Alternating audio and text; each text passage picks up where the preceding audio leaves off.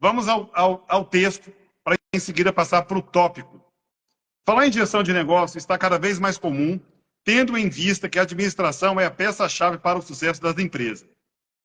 Essa discussão se acentua diante do contexto de dificuldades econômicas que o Brasil e outras potências têm vivido, porque é perante a crise que os gestores e seus negócios são colocados à prova.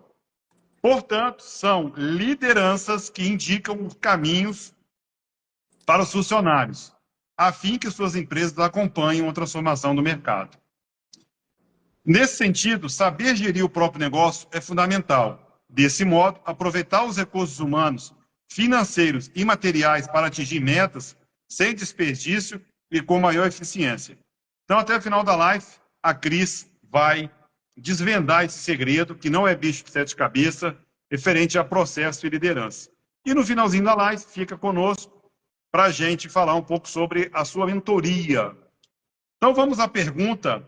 Fala para os nossos seguidores aqui, qual o conceito fundamental de uma liderança? Luiz, uma liderança, ela tem como um papel nobre de desenvolver pessoas, tá?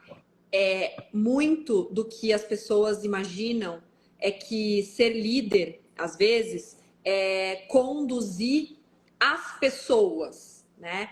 E não necessariamente é só conduzir as pessoas, né? É conduzir a carreira das pessoas, né? Então, eu acho que é nobre por isso, porque para você conseguir desenvolver pessoas, você tem que ser capaz de conhecer a si mesmo, liderar a si mesmo, para daí você poder entender quais são os perfis de pessoas que lidam com você todos os dias e como você deve trabalhar com cada tipo de perfil, de pessoa que te procura, de funcionário que você tenha, de parceiro, de fornecedor, né? Então, eu acho que sobre liderança é você gostar de gente. Você tem que gostar de pessoas. Se você não gostar de pessoas, talvez a liderança não sirva para você, né? Muito bem. E eu acho que aqui tem justamente muito do que as pessoas, do que empreendedores se veem com um dilema. Porque eu empreendi, porque eu sabia fazer muito bem e achei que eu ia trabalhar sozinho, só que meu negócio está crescendo e eu não estou dando mais conta. Ou eu paro onde eu tô e eu só vendo ali aquele meu limite, ou você vai precisar do quê? De gente. Perfeito. Eu estou rindo porque eu me identifiquei muito com essa mensagem, com essa resposta.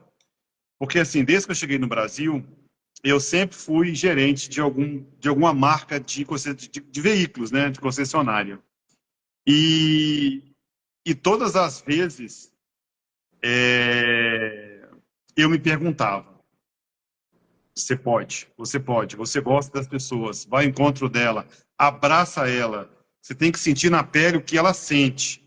Então, assim, já passei pela Mitsubishi, lá em Mato Grosso, já fui gerente da SsangYong, lá em Brasília, depois fui na SsangYong de Vitória, fui gerente geral aqui do pós-venda da Renault aqui em Goiânia, e na Volvo, no Espírito Santo, também fui.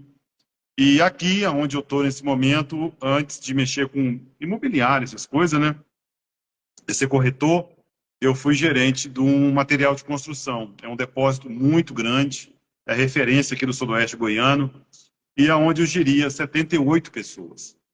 E quando eu me desliguei para mexer com política, na altura, e, cara, assim, eu senti saudade, né? E o mais engraçado é o seguinte, aonde eu quero chegar? Já se passaram praticamente 3 anos que eu saí de lá. E eu encontro pessoas daquela época e me chamam de chefe. Ah, eu acho tão bacana aquilo.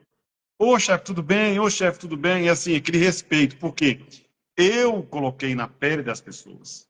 Então, assim, é muito gostoso quando você fala sobre liderança, sobre ficar no lugar do outro. Realmente, a pessoa se sente abraçada, porque você está sentindo na pele. Por exemplo, só para concluir, quando a tarefa era muito difícil e eu sabia que era fácil de fazer, eu ia lá e ajudava a fazer. Então, assim, é muito bacana ser reconhecido depois de tanto tempo, esse reconhecimento, ser chamado de chefe na rua.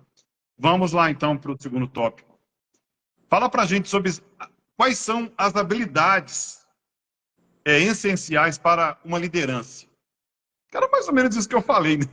Mas pode concluir, Olha, pode são falar. muitas, são muitas. E aí isso também assusta. Mas se eu tivesse que elencar três principais aqui, eu diria que o líder ele precisa saber ouvir. E saber ouvir é diferente de só escutar, né? É ter uma escuta ativa e conseguir entender aquilo que está acontecendo dentro da empresa dele através das pessoas, né? Então, se você tem equipe, você precisa se comunicar, e aí vem a segunda habilidade do líder, comunicação.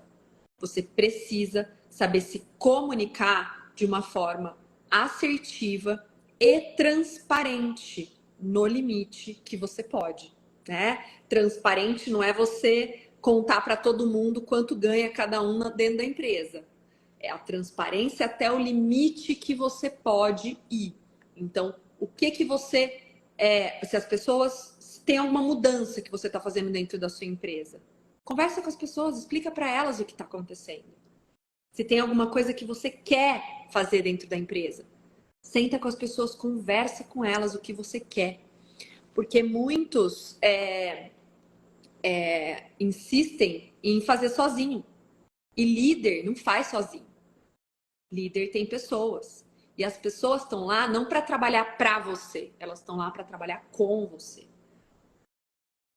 Para trabalhar em conjunto, para que vocês, como equipe, consigam chegar no objetivo principal que vocês têm dentro da empresa.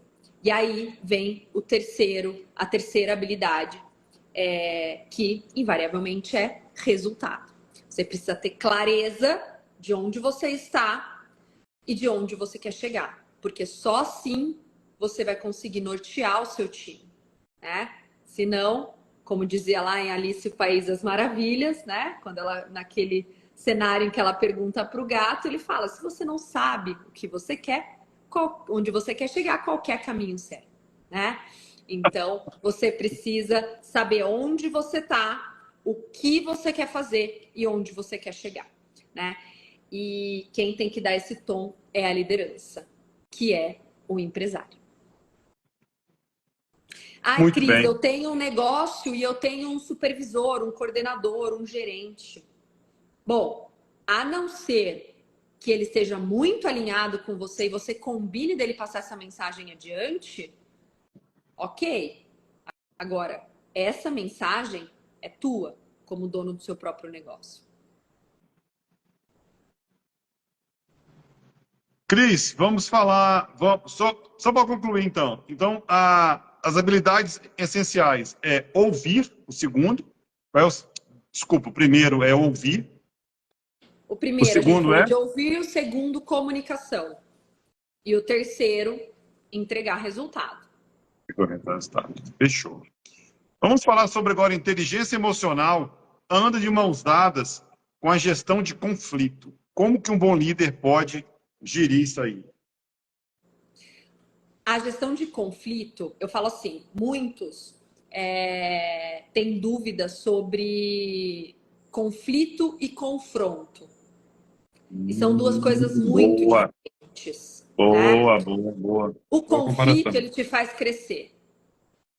O confronto é sobre ego, né?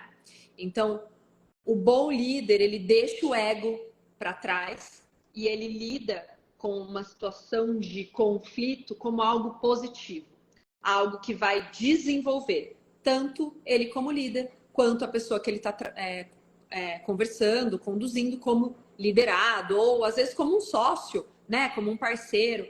Então, a gestão do conflito, ela não pode ser vista como uma coisa ruim. Por quê? A gestão do conflito bem direcionada, a gente está falando de desenvolver as partes. Confronto, a gente fala aí de briga de ego, né? Então, a primeira coisa que é importante separar aí o joio do trigo para não ter confusão. Toda empresa vai ter gestão de conflito. Cabe a você conduzir essa conversa de forma que você tenha clareza de qual é, aí ouvir, qual é a posição da pessoa e qual que é a sua posição a respeito de determinado tema. Segunda coisa, comunicação. Então, entende por que é tanto ouvir e depois se comunicar? Porque a forma como você ouve e como você se comunica, elas mudam o jogo de um relacionamento. E liderança é sobre relacionamento, né? Então, é importante ter essa distinção, né? Inteligência emocional é justamente você ser o mais responsável da mesa, né? É você ser o mais inteligente emocionalmente da mesa como líder. Porque se você for colocado contra a parede, se alguém fizer alguma pergunta para você, ou alguém jogar uma ironia para o seu lado, como você vai responder? Você vai primeiro com o coração? Vai primeiro com a razão? Você vai ativar aqui, ó, o seu modo reptiliano e vai simplesmente responder como defesa?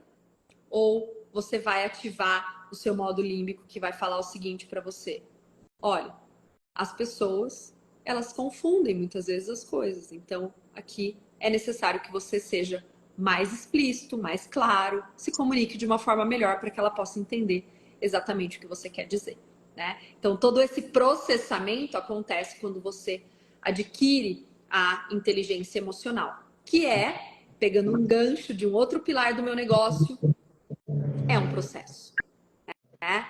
Não é uma virada de chave, não é mudar um canal.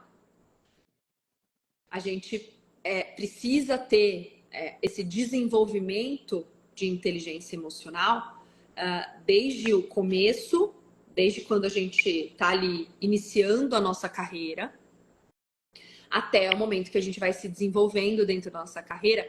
E por que é importante a gente não ser sozinho dentro da nossa carreira? Eu falo que os anos de CLT, para mim, foram muito bons, porque eles que me trouxeram aonde eu tô agora, né? Se eu quisesse, de repente, fazer o que eu faço hoje, lá atrás, eu não ia ter a bagagem que eu tenho hoje, né?